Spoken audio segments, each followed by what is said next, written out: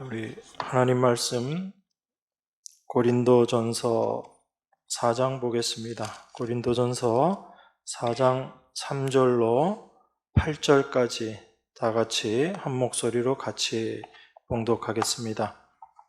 고린도전서 4장 3절에서 8절입니다. 너희에게나 다른 사람에게나 판단받는 것이 내게는 매우 작은 일이라. 나도 나를 판단치 아니하노니 내가 자책할 아무것도 깨닫지 못하나 그러나 이를 인하여 의롭다 함을 얻지 못하노라. 다만 나를 판단하실 이는 주시니라.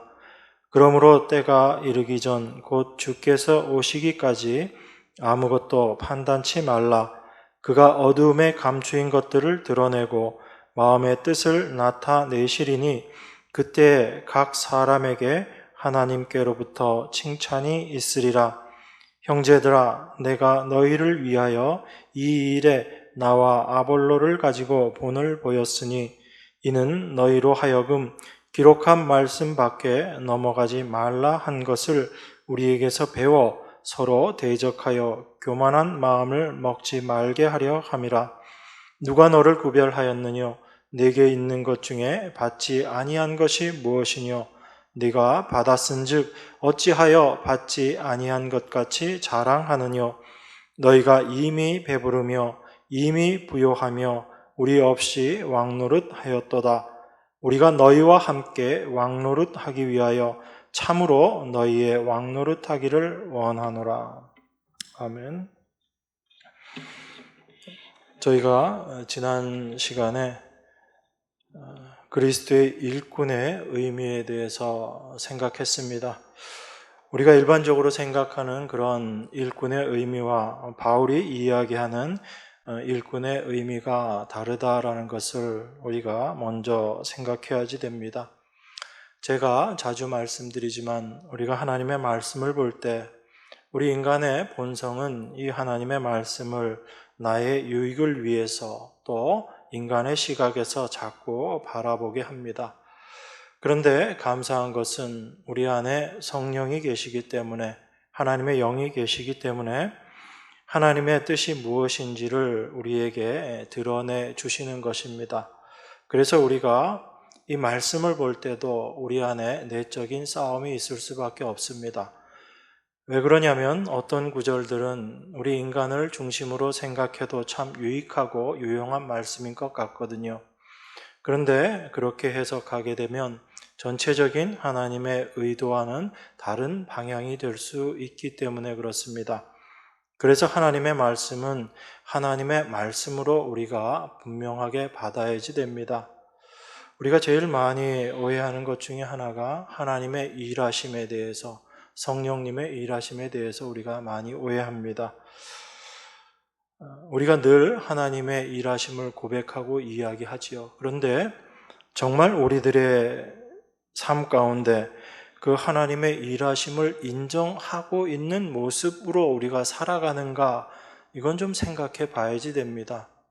제가 좀 이따가 좀 더 말씀을 가지고 구체적으로 여러분들에게 이야기를 나누겠지만 우리는 늘 어떤 추상적인 의미의 말들을 이야기하면서 그것을 우리가 당연히 믿고 있는 것이다 라고 생각하고 우리는 그런 믿음으로 생활한다라고 생각하지만 사실 우리의 삶의 모습을 하나씩 따져보면 우리가 말한 것과 우리의 삶의 모습이 얼마나 다른가라는 것을 확인하게 됩니다. 하나님 말씀에 있어서도 마찬가지예요. 우리는 우리의 생각으로 하나님의 말씀이 이럴 것이다 라고 생각하는데 정말 그러한가라는 것은 우리가 말씀을 잘 묵상해야지 됩니다.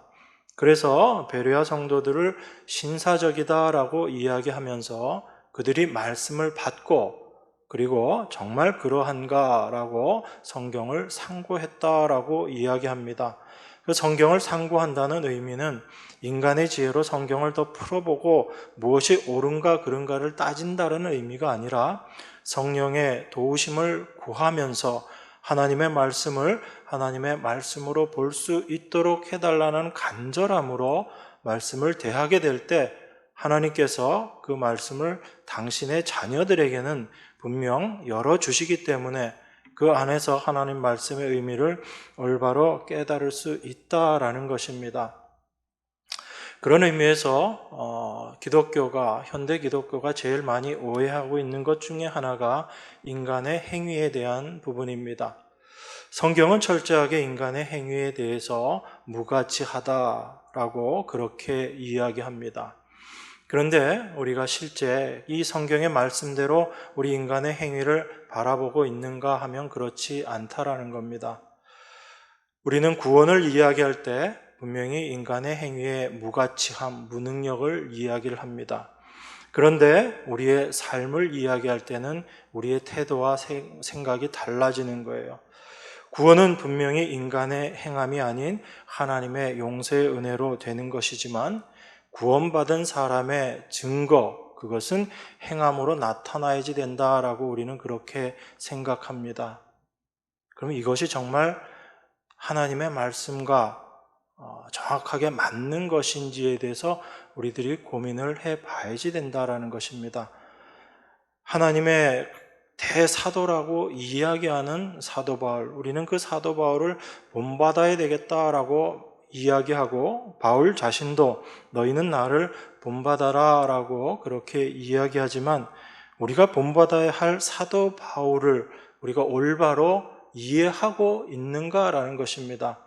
우리는 누구를 본받는다라고 이야기하면 그 사람의 어떤 행동, 그 사람의 인품을 우리가 본받아야지라고 생각을 합니다. 겉으로 드러나는 모습들을 본받는 것, 그걸 우리는 일반적으로 본받는다라고 생각하거든요. 그런데 사도는 그렇게 이야기하고 있지 않습니다.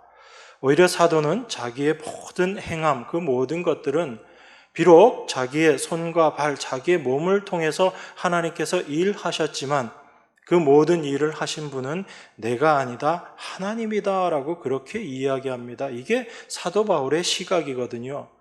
그리고 그 하나님의 말씀을 올바로 전하고 있는 자기 자신을 본받아라 라고 사도는 이야기하고 있는 것입니다. 그러니까 우리가 사도를 본받자, 바울을 본받자라고 이야기하면서 정녕 자세히 생각해 보면 바울이 이야기한 것과는 다른 방향으로 지금 쫓아가고 있다는 것을 말씀을 통해서 여러분들이 확인받으셔야지 되는 거예요. 그렇지 않게 되면 우리는 인간의 생각을 가지고 말씀을 이해하고 해석해 버리는 그런 오류를 범하게 되는 것입니다. 제가 이 말씀을 계속 강조해서 드리는 것은 뭐냐면 우리가 늘 접하고 있는 이 세상이라는 환경이 그렇기 때문에 그래요. 여러분들은 항상 눈에 보이는 것을 중심으로 지금 이 세상을 살아가고 있거든요. 그리고 이 세상에서 상식이라고 이야기하는 그 세상의 원리, 원칙 속에서 여러분들은 날마다 살아가고 있습니다. 그런데 그 세상의 원리, 그것을 부정하는 것이 하나님의 말씀이거든요. 그래서 여러분들 안에는 말씀을 접할 때마다 늘 내적인 싸움이 있을 수밖에 없어요. 인간의 본성이 추구하는 것과 성경이 우리를 끌고 가려고 하는 방향이 다르기 때문에 그렇습니다. 그래서 우리가 날마다 성령의 인도함을 받는다라는 것은 내 안에 여전히 나를 드러내고 이 세상에 살고자 하는 내 자신이 죽어지는 경험을 할 수밖에 없는 거예요. 그래서 사도 바울의 내가 날마다 죽는다라는 것은 부활의 의미, 참된 부활의 생명을 드러내기 위해서 내가 이 세상 가운데 죽음의 모습으로 나타나지 않으면 안 된다라는 것을 우리에게 이야기해 주는 선언과 같은 것입니다. 그래서 우리가 인간의 행위가 어떠한 것인지에 대해서도 성경을 통해서 분명하게 이해를 해야지 되는 것입니다. 분명히 성경에 나와 있는 많은 사람들, 믿음의 사람이라고 이야기하는 그 분들의 삶의 모습을 보면 그들의 행함이 정말 대단하고 우리도 그 행함을 쫓아서 하고 싶은 그런 일들을 분명히 했습니다. 그런데 그 믿음의 사람들의 모든 모습을 이야기할 때 특별히 히브리서 11장에서 강조하고 있는 것이 무엇인지를 여러분들이 아셔야지 됩니다. 우리가 히브리서 11장을 믿음의 장이다라고 이야기하는 것은 그 히브리서 11장의 모든 문장의 주어가 믿음으로라고 시작된다라는 것입니다. 믿음이 주인이라는 이야기입니다. 믿음이 어떤 하나의 객체가 아니라는 얘기예요. 어떤 사람이 믿음을 가지고 어떤 일을 했다라는 것이 히브리서 11장이 이야기하고 있는 것이 아니라 믿음이 그 사람에게 와서 그 사람을 통해서 이런 일을 했다라는 것이 히브리서 11장이 이야기하는 믿음의 의미거든요. 그런데 우리는 믿음이라는 하나님 중심의 시각으로 그것을 바라보지 않고 인간의 시각, 그 믿음을 이용해서 어떤 일을 행하는 사람을 중심으로 그 말씀을 보게 되면 나에게 믿음이 있으면 내가 이제 이런 일도 하게 될 것이고 이것도 하게 될 것이고 라는 그 모습으로 가게 되는 거예요. 그렇게 되면 믿음이 주체가 되는 것이 아니라 믿음은 그저 객체로서 존재하는 것밖에 안 되는 거예요. 내가 그 믿음을 도구 삼아서 내가 원하는 일, 물론 그리스도인들에게는 하나님을 드러내는 일이라고 이야기하고 그렇게 하겠지만 그 일을 통해서 나의 존재 가치를 드러내고 싶다라는 것이 인간의 본성이거든요. 그래서 여러분들이 똑같은 히브리서 11장을 보면서도 정반대의 모습으로 갈 수 있다는 걸 늘 유념하시면서 말씀을 보셔야 되는 거예요. 성경의 모든 말씀이 그렇습니다. 그래서 성경의 시작이 어떻게 되냐면 태초에 하나님이 천지를 창조하셨다라고 시작이 되는 거예요. 인간은 아무것도 할 수 없는 존재, 인간은 아예 나타나지도 않거든요. 하나님의 일하심에 있어서 인간이 도울 것이 있었다면 하나님이 일하실 때 인간이 같이 있었어야죠. 그런데 인간은 없거든요. 하나님이 천지를 창조하시는데 그 천지를 어떻게 창조하시죠? 열심히 하나님이 손과 발을 움직여서 그 천지를 창조하시나요? 하나님이 말씀으로 천지를 창조하십니다. 이게 하나님의 절대적인 능력이거든요. 우리는 그 하나님을 믿고 그 하나님의 일하심을 늘 이야기합니다. 그런데 그 하나님의 일하심을 이야기하면서 왜 인간이 반드시 그 하나님의 일하심 안에 들어가야지 되는지를 우리가 오해하고 있는 거예요. 인간이 행하지 않으면 하나님이 일을 못 하시는 건가요? 그게 아니잖아요.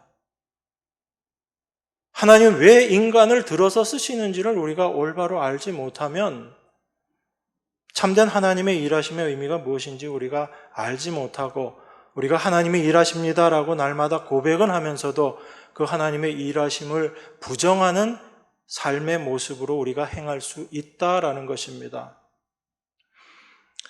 여러분, 하나님의 일하심이라는 것, 그것을 사도가 3장에서 고백했잖아요. 참으로 그 모든 것들을 잘하게 하시는 분은 하나님이시고 우리가 물 주고 심고 하는 그 일조차도 하나님이 우리에게 허락하셔서 우리가 하게 된 일이다라고 그렇게 고백하고 있잖아요. 그러면 하나님은 당신의 자녀들, 당신의 백성들을 도구 삼아서 하나님의 일을 이루어 내시는 거예요. 그런데 우리가 자꾸 그 모습을 보면서 우리가 없으면 하나님께서 일을 못 하신다라고 그렇게 오해하는 것뿐이죠. 예수님도 분명히 말씀하셨습니다. 저 돌덩이로도 하나님 백성 만들 수 있다라고 분명히 말씀하셨거든요. 말 못하는 짐승의 입을 통해서 하나님의 말씀을 나타내시기도 하셨습니다. 그것이 하나님의 일하심이거든요. 그게 하나님의 전지전능하심입니다. 우리는 그 하나님을 믿는 하나님의 백성들인 거예요. 그러면 하나님께서 우리를 도구 삼아서 일하시는 목적은 분명합니다. 우리를 하나님의 일에 동참케 하시고 그 동참케 됨으로 말미암아 내가 하나님의 백성임을 고백하게 되는 것이고 깨닫게 되는 것이고 그 하나님의 일에 나 같은 자를 심판받아 멸망받을 수밖에 없는 이런 죄의 존재인 나 같은 자를 하나님께서 들어서 하나님의 일에 쓰신다라는 것이 얼마나 감사한 것인지를 알고 그 하나님의 은혜에 감사하게끔 하시기 위해서 우리를 하나님의 일에 사용하시는 거죠. 동역자로 부르시는 거예요. 여러분의 날마다의 삶 가운데 하나님을 증거하는 자로 여러분들을 세워 가시는 것입니다. 이게 하나님의 일하심이거든요. 그런데 그 하나님의 일하심을 생각하지 않고 도구로 쓰여지는 인간이 자기가 주인인 것처럼 그렇게 행동하고 생각하고 말한다면 그 일을 통해서 과연 하나님의 하나님 되심이 드러나겠는가라는 것을 우리가 잘 생각해야지 되는 것입니다. 그래서 우리가 어느 위치에 이르렀든지 우리의 간증, 우리의 모습은 이것일 수밖에 없는 거예요. 나는 무익한 종입니다. 하나님이 이런 나를 하나님께서 들어 쓰셔서 정말 하나님 감사합니다. 이런 나를 버리지 않으시고 하나님이 나를 모르신다 하셔도 나는 아무 할 말 없는 그런 존재인데 이런 나를 하나님께서 택하시고 태어나기도 전에 하나님께서 나를 택하시고 나를 부르시고 하나님의 자녀로 이 세상을 살게 하시면서 하나님의 일 가운데 동참케 하시니 얼마나 큰 은혜인지 모르겠습니다. 이것이 우리들의 참된 고백이 되어야지 되는 것입니다.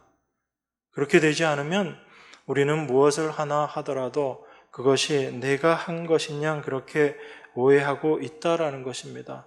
그러면 하나님의 백성된 자가 정말 하나님의 백성임을 증거하는 모습이 어떤 것일 거라는 생각이 들어요.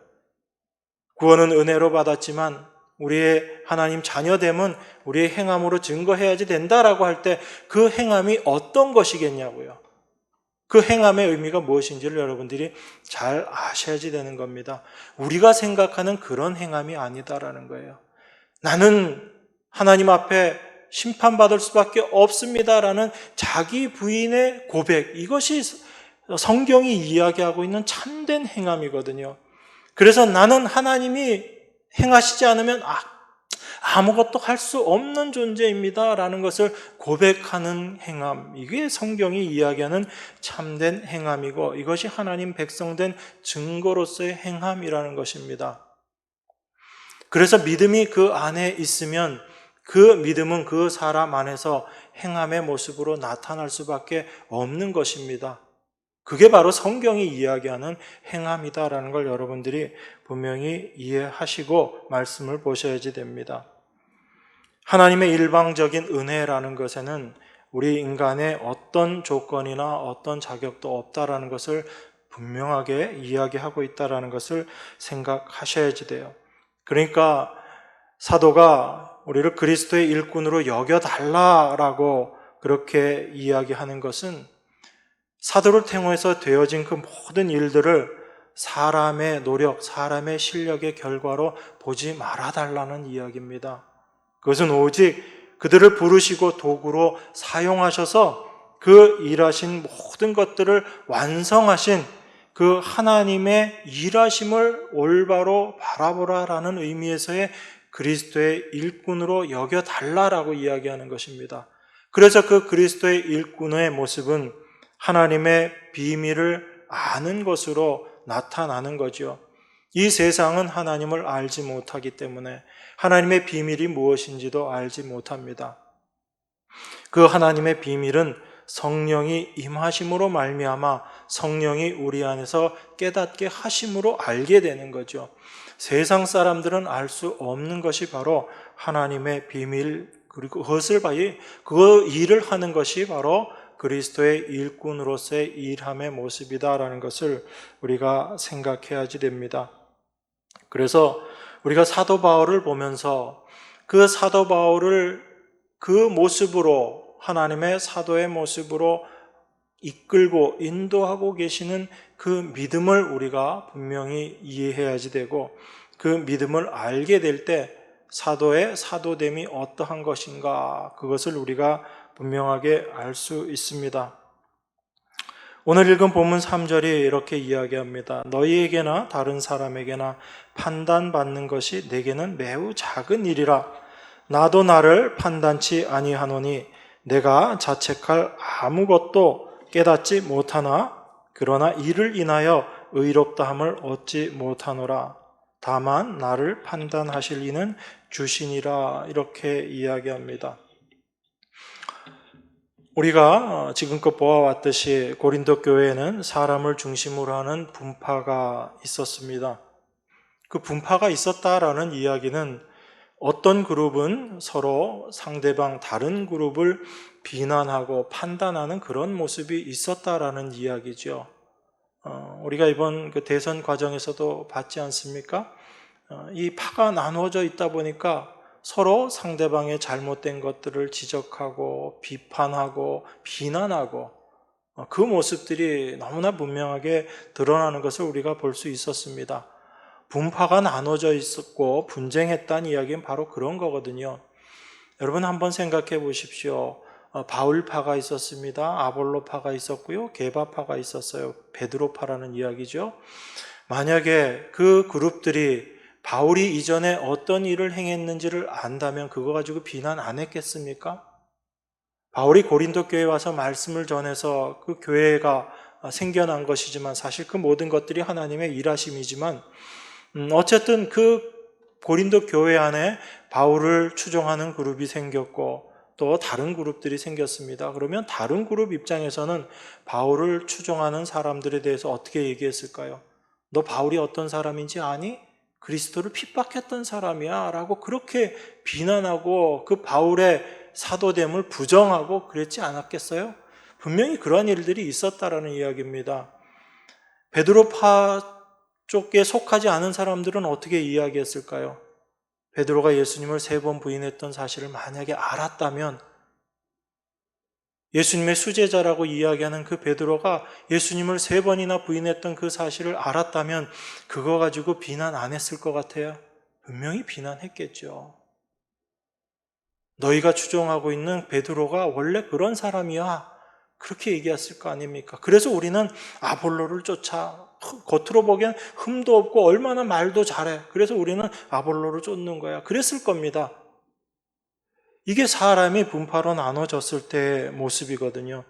서로를 비난하고 판단하고 그런 모습들을 분명히 나타내고 있었을 것입니다. 그런데 바울이 뭐라고 이야기하냐면 너희에게나 다른 사람에게나 판단받는 것이 내게는 매우 작은 일이다. 이렇게 이야기합니다. 우리에겐 굉장히 큰 일이잖아요. 오늘 여러분들 교회 오셨는데 교회 오시면서 거울 몇 번 보셨어요? 저도 거울 몇 번 보고 왔습니다. 사실 별로 볼 것도 없지만 넥타이도 매고 해야지 되니까 저도 거울 몇 번 봤는데 여러분 오늘 오시면서 거울 몇 번 보셨어요? 평소 집에서 이렇게 입고 계시나요? 그렇지는 않죠. 집에서는 편안하게 입고 계시다가 그 복장 그대로 교회에 오시지 않잖아요. 왜 이렇게 입고 오신 거죠? 다른 사람을 의식하기 때문에 그래요. 집에서 입던 옷, 그 옷 그대로 입고 오면 안 되잖아요. 다른 사람들이 뭐라고 하기 때문에. 물론 내가 무엇을 입는 것이 자기 만족도 있지만 상대방이 나를 어떻게 보느냐라는 것도 굉장히 중요하거든요. 그래서 우리는 이 상대방이 나를 보고 나를 어떻게 판단하는가에 대해서 너무나 민감하게 살아가고 있어요. 정말 중요하지도 않은 것들에 대해서 우리는 염려하고 근심하고 그런 모습들을 나타내고 있을 때가 참 많습니다. 그런데 사도는 이걸 매우 작은 일이다라고 그렇게 이야기하거든요. 누가 남을 판단하는 것 이거 참 작은 일이다라고 그렇게 이야기합니다. 사도가 그렇게 이야기하는 이유가 무엇일까라는 걸 생각해 보셔야지 되는 겁니다. 사도는 사람들로부터 높임받고 사람들로부터 인정받고 사람들로부터 사도로 인정받는 것 자체가 중요하지 않다라고 여겼던 거예요. 누구를 바라보고 있었단 이야기예요? 사람을 바라본 것이 아니라 하나님을 바라보고 있었단 이야기예요. 그게 내가 사람에게 판단받는 것이 내게는 매우 작은 일이다라고 그렇게 이야기하는 의도인 것입니다. 근데 우린 그렇지 않잖아요. 사람에게 판단받는 거 얼마나 큰 일이에요. 남 얘기할 것도 없습니다. 제 자신만 바라봐도 그래요. 김 목사 오늘 어떻던데 그 얘기 들으면 왜 이렇게 속이 쓰린지 몰라요. 그게 계속 신경이 쓰이고 물론 거기 신경 쓰여서 딴 거 아무것도 못한다는 의미는 아니지만 그것이 저에게 자극으로 다가온다는 얘기예요. 여러분들에게도 동일하게 다가오잖아요. 그런데 그 자극이 이제 자극으로서 나에게 영향을 끼치지 못하고 무뎌질 때가 있습니다. 그게 언제예요? 내 모습이 어떤지 알았을 때.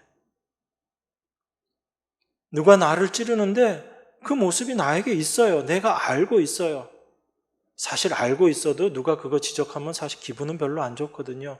그런데 이전과 똑같은 반응은 안 된다라는 이야기입니다. 그러면 내가 내 모습을 알고 그 본질을 깨달았기 때문에 외부의 자극에 대해서 이제 민감하지 않게 반응하게 되는 것, 이게 내가 잘나서입니까? 아니면 내 안에서 일하신 성령의 일하심의 결과인 거예요. 내가 내 모습이 어떠한지 어떻게 압니까? 하나님이 나를 내 모습이 어떠한지를 보여주셨기 때문에 그게 가능한 거잖아요.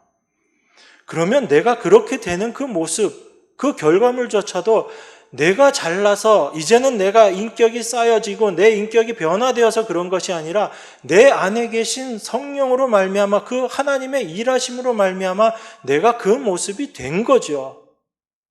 그게 성도가 자기 자신을 바라보는, 자기 자신을 이해하는 시각이어야지 된다는 이야기예요. 그런데 우리는 변화된 자기 자신을 생각을 하는 겁니다. 변화된 나. 예전에는 이랬는데 지금 이만큼 훌륭해진 나. 그런 자기 자신이 기특하고 좋은 거예요. 나를 이렇게 인도하신 하나님에 감사합니다. 물론 그 감사는 이야기하지만 그 감사의 참된 의미는 하나님께 향한 것이 아니라 내가 이런 모습 된 게 그게 기쁘고 좋은 거죠. 그래서 하나님 앞에 감사하겠다라는 이야기입니다. 그러니까 우리의 감사조차도 성경적이지 못할 때가 너무나 많은 거예요. 그래서 제가 그런 말씀 드리잖아요. 여러분 기분 나쁘실지 몰라도 우리 너무 입 바른 소리로 감사합니다. 은혜입니다. 사실 그 감사 은혜의 의미를 정말 깊이 아는 게 중요하지 말로 하는 것 그렇게 중요하지 않다. 말하지 말란 이야기가 아니라 그 의미가 무엇인지를 더 깊이 알아가는 것이 우리에게 정말 필요하다라는 것을 말씀을 드리는 것입니다. 그래서 사도는 자기 자신이 어떤 존재인지를 철저하게 알았기 때문에 내가 사람들에게 판단받는 거 이건 나한테는 정말 아주 작은 일이다라고 그렇게 이야기한 거예요. 그러면 사도가 그런 담대한 믿음의 사람이 된 것, 이것 자체가 바로 하나님의 일하심이잖아요. 그죠? 그러니까 우리는 이 모습 속에서 사도 안에서 일하시는 하나님의 일하심을 우리가 발견해야지 되는 것이지, 나도 누가 판단하고 나한테 비난하더라도 아무것도 반응하지 않는 이런 무덤덤한 사람이 되어야지 되겠다. 여러분들이 그런 방향으로 가시면 안 된다라는 이야기예요. 그래서 우리가 성경을 보면서 바울을 본받자라고 이야기하면서 바울의 아주 긍정적인 부분, 덕스러운 모습들을 보면서 나도 저런 행동을 해야지라는 의미에서 본받아야지라는 생각을 하시면 안 된다라는 것입니다. 사도 안에서 일하시는 그 일하시는 하나님이 일하심을 여러분들이 올바로 바라보는 것이 중요한 것입니다. 그래서 사도가 그 사람의 판단으로부터 이렇게 자유로워지는 것, 이 모든 것들이 바로 하나님의 일하심이다라는 것을 생각해야지 돼요. 바울의 실력이 아니다라는 것입니다. 그것을 우리가 점점 신앙생활을 하면서 알아가야지 되는 거예요. 그래서 요한복음에서도 예수님 그 말씀 하셨다라고 지난주에도 말씀드렸죠. 아버지께서 일하시니 나도 일한다. 지금 하나님도 일하시고 예수님도 일하고 계신 거예요. 어떤 일 하고 계시는 거예요? 여러분 안에서 십자가로 완성하신 그 일을 여러분 안에서 지금도 이루어내고 계시는 거예요. 어떻게 이루어내실까요? 여러분하고 지금 싸우고 계시는 거예요. 여러분 안에 있는 그 죄의 본성인 여러분과 지금 하나님께서 싸우고 계신 거예요.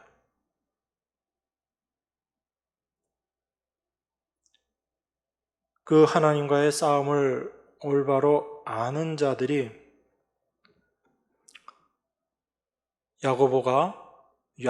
야곱이 날마다 그 지팡이를 의지하고 살았다라는 의미가 무엇인지를 알게 되는 것입니다. 하나님이 왜 그 야곱의 환도뼈를 쳐서 평생을 절게 만들었나 생각해 보셔야지 됩니다. 야곱이 평생 절었다라는 이야기는 이제 그가 불구자가 되었기 때문에 평생 절었다라는 그 의미보다는 여전히 하나님 앞에 그 하나님을 의지하지 않으면 살 수 없게 되는, 살 수 없는 인간의 본질을 이야기하고 있는 거거든요. 그 지팡이 없이 여전히 살고 싶은 것이 인간의 본성인데 이제는 하나님의 백성은 그 지팡이 없이는 살 수 없는 존재가 되어 버렸다라는 거예요. 그럼 그 지팡이를 버리면 살 수 없는 존재가 되었다라는 그 반대 의미는 어떤 것이냐면 지팡이 없이 살고자 하는 인간의 욕구는 여전히 있지만 하나님께서 그 욕구를 계속 치심으로 말미암아 지팡이 의지하는 자로 살아가게끔 하셨다라는 이야기거든요. 평생 야곱의 모습이 자기의 생각, 자기의 뜻, 자기가 원하는 것을 이루려고 살아갔던 삶의 모습이었잖아요. 그런데 하나님께서 그 모습을 다 아시고 야곱의 그 모습을 치신 거죠. 그래서 하나님께서 일찍이 야곱에게 약속하셨잖아요. 내가 평생 내 뜻을 너를 통해서 다 이룰 때까지 내가 평생 너와 함께 있을 것이다 라고 이야기합니다. 그럼 하나님이 약복강 때까지만 같이 계신 거예요? 아니죠. 야곱이 죽을 때까지 하나님 함께 하셨다는 얘기예요. 그럼 그 하나님이 함께 하셨다는 이야기는 야곱의 평생을 하나님께서 야곱과 싸우셨다는 이야기예요. 야곱과 함께 하셨다는 이야기. 그것을 알게 될 때 하나님의 함께 하심이 어떤 의미인지를 우리가 올바로 알게 되는 것입니다. 성령이 내 안에 계신다는 의미가 무엇인지를 우리가 이제 더 깊이 알게 되는 거죠. 성령으로 말미암아 어떤 겉으로 드러나는 일 하나를 하는 것이 아니라 여전히 세상과 하나 되기를 원하는 그런 내 자신과 하나님이 그 성령님이 내 안에서 지금도 싸우셔서 하나님의 뜻을 내 안에서 이루어가고 계시는 모습이다라는 것을 우리가 생각해야지 되는 것입니다. 그렇게 누구의 판단, 사람의 판단을 내가 작은 것으로 여긴다라고 그렇게 말하는 바울이 4절에서 이렇게 이야기합니다. 내가 자책할 아무것도 깨닫지 못하나 그러나 이를 인하여 의롭다함을 얻지 못하노라. 다만 나를 판단하실 이는 주시니라. 이렇게 이야기합니다. 바울이 자기 자신이 자책할 것을 아무것도 깨닫지 못했다. 이 이야기는 자기가 잘못됐다라고 생각하는 것, 그런 일이 없었다라는 이야기죠.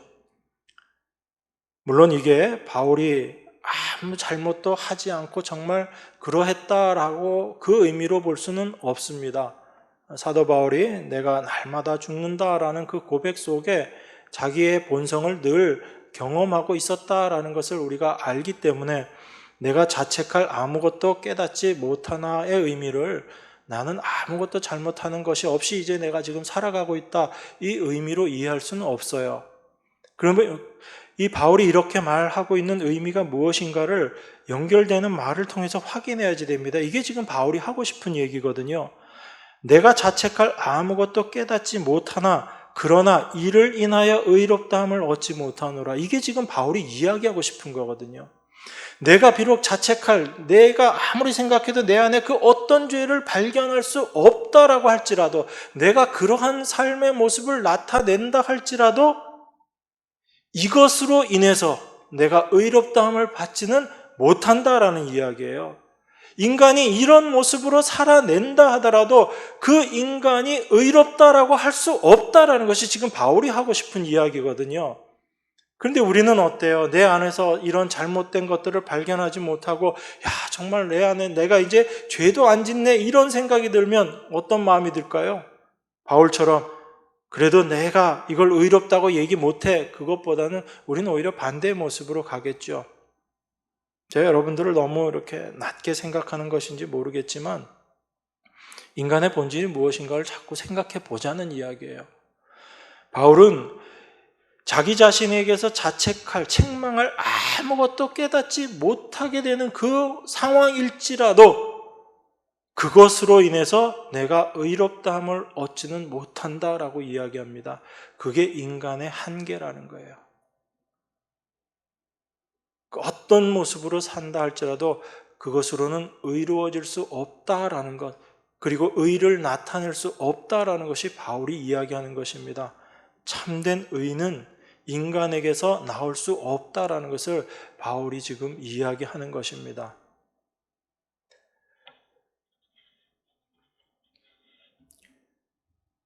우리가 욥을 많이 이야기합니다. 그 욥의 믿음, 하나님도 인정하셨거든요.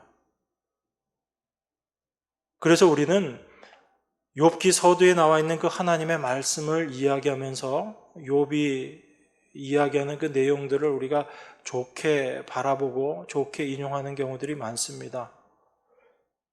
근데 저는 사실 그렇게 보지는 않습니다. 욥과 바울의 차이가 무엇인가를 이 말씀을 통해서 확인을 해보면 욥은 자기 자신의 잘못을 지적하고 있는 친구들하고 끝까지 싸웁니다. 그 싸우는 이유는 뭔가 하면 자기 자신에게서는 잘못한 것을 발견할 수 없다라는 이야기거든요. 그래서 자기의 잘못에 대해서 이야기하는 친구들과 끝까지 싸웁니다. 그런데 그 욥이 나중에 하나님을 다시 만나고 나서 하나님이 어떤 분이신가를 알고 자기 자신의 존재가 어떤 존재인지를 알게 될 때 욥기 후반에 욥이 하는 고백이 내가 하나님에 대해서 귀로 들었다가 이제 눈으로 봅니다라는 그 고백을 하는 거예요. 하나님이 세상을 창조할 때 너 어디 있었니? 이 한마디에 욥은 자기 자신의 존재, 나는 지금껏 아무 잘못도 한 것이 없이 그렇게 열심히 잘 살았다고 친구들하고 투쟁하고 했던 자기의 모습이 어떠한지를 깨닫게 된 거예요. 그 하나님 앞에 서게 됨으로 말미암아. 그랬을 때 그 하나님의 은혜를 올바로 고백하는 욥을 하나님께서 이제 옳다라고 그렇게 인정을 해 주시는 거예요.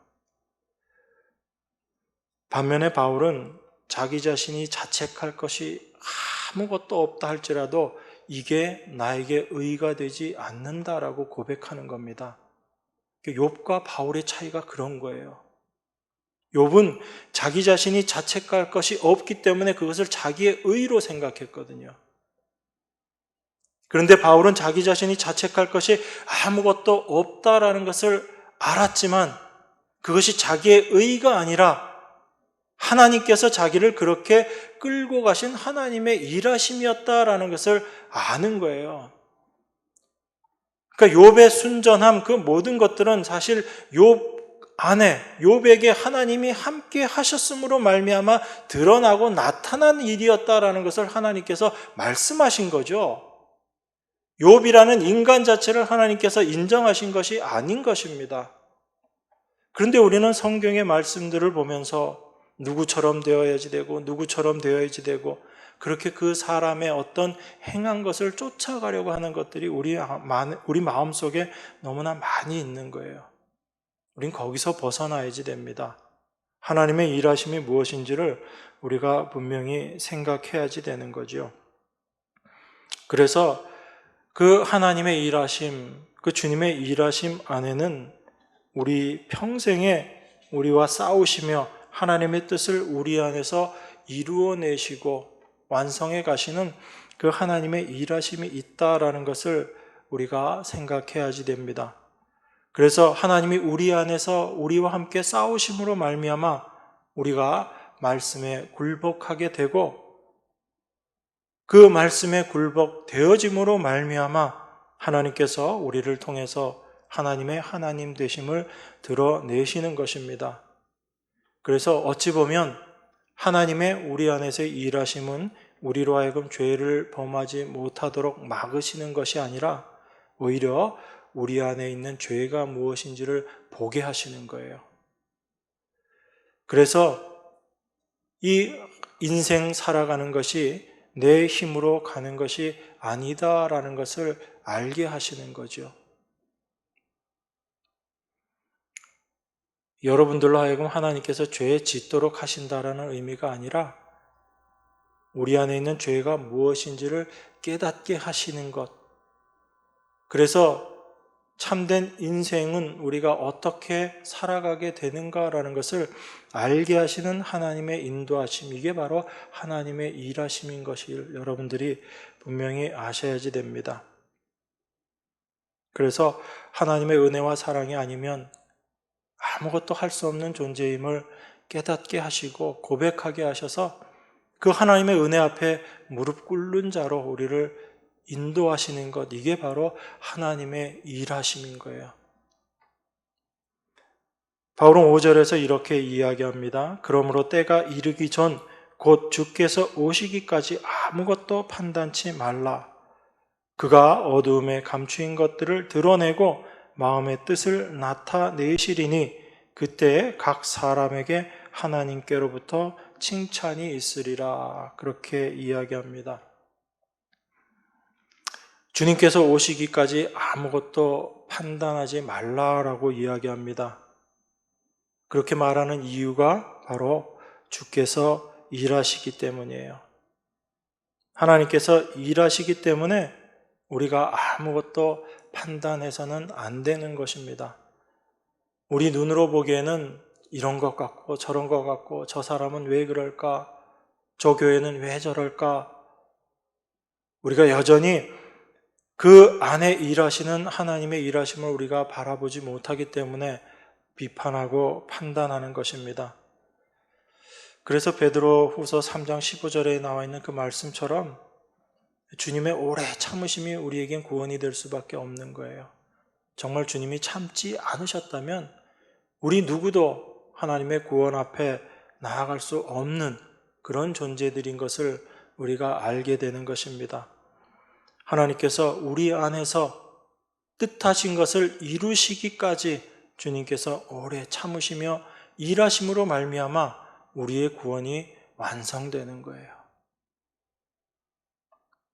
그런데 그것을 우리가 알지 못하고 하나님이 우리 안에 세우신 계획을 이제 우리 하나님의 영이 우리 안에 있으니까 우리가 열심히 해서 그 하나님의 뜻을 이루어 드리자라고 이야기하는 것이 얼마나 하나님 말씀과 어긋나 있는 생각인지 우리가 알아야지 되는 것입니다. 주의 오래 참으심이 우리에게 구원이 된다고 말씀했어요. 지금도 주님이 참지 않으시면 우리의 모습이 어떠할 수밖에 없다라는 것을 말씀하고 있는 거잖아요. 그 주님께서 오래 참으시고 우리를 부르시고 우리 안에 분명한 하나님의 계획과 뜻이 있으시다면 하나님께서 그걸 이루어 내실 거예요. 그래서 우리는 사람을 바라보면서 판단하는 것을 멈추어야지 되는 거죠. 하나님의 일하심을 우리가 먼저 바라보아야 하는 것입니다. 6절 이하의 말씀은 지금 이 말씀과 연결되어 있는 말씀인데 시간이 많이 지났기 때문에 이 6절부터 이하에 나와 있는 말씀은 이제 다음 주에 마저 더 살펴보도록 하겠습니다. 여러분, 한 주간 하나님의 일하심이 무엇인가? 성령께서 내 안에서 일하심이 과연 어떠한 것인가? 그것을 말씀을 통해서 생각하시면서 지금도 내 안에서 나와 싸우시면서 일하시고 계시는 그 하나님의 일하심을 여러분들이 경험하시고 고백하시고 하나님의 오래 참으심이 나에게 참 구원이 되는 것을 여러분들이 경험하는 그 한 주간이 되실 수 있도록 주님의 이름으로 축원합니다. 기도하겠습니다.